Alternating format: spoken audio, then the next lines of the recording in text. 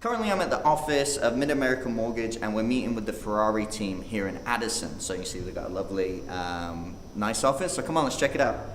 If you can tell by the outfits, this is Christmas time here at the Mid-America Mortgage. They've got some personal touches. You can see the name right there the second you come in, and you're always greeted with a warm welcome. It's interesting. So right now we're going to meet the ladies that are going to be helping you with everything you need to get your first home. So we have Tabitha. Hello, ladies. How you doing? And then also Caitlin. So you're not really dealing with like a massive corporation here. You're dealing with these personal individuals who will answer all the questions you need. And these ladies dealt with me, so they're pretty much up for any challenge.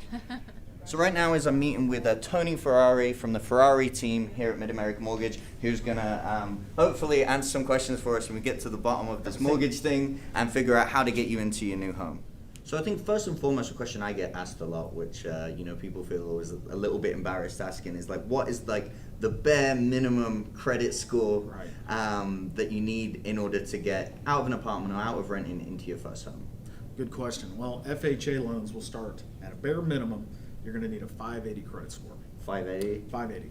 Okay, so it's not a very good credit score, let's be honest, but it's not the best, yeah, but it's actually kind of on the lower end of the national average. But as long as you have that 580 credit score, you're pretty much good to go. Yes, sir. Okay, and then the other question, obviously, which I get asked constantly, is just what's the bare minimum that you need to put down in order to get into your new home? 3% on a first-time home buyer program. Yes, sir.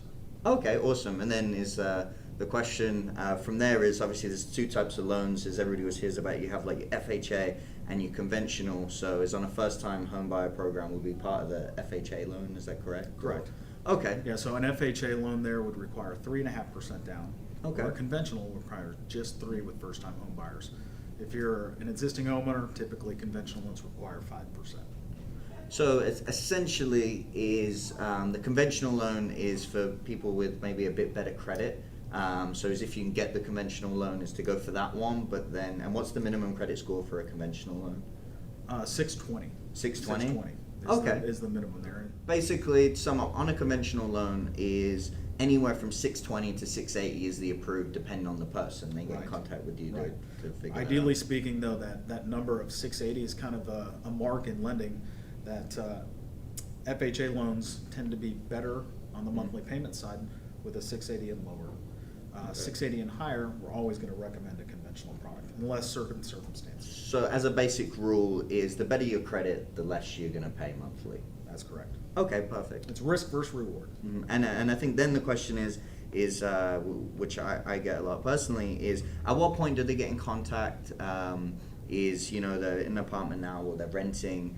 At what point do they get in contact with you guys and start exploring these options? I'd always say the sooner the better. The sooner and the more length we have to work with certain customers, the better off we're going to be able to give them service, to give them time, fix credit situations, save money, things like that, so we can plan out their financial strategy with getting towards whatever home purchase they're looking for. Okay, so awesome. You talk to them about their situation at the moment, be like, hey, this is what you're looking at, here are all your options, and then kind of recommend them the best way to go. Basically at that point, that initial consultation is what I call it, we'll dissect three things: their income, their credit, and their assets, money in the bank. Yeah.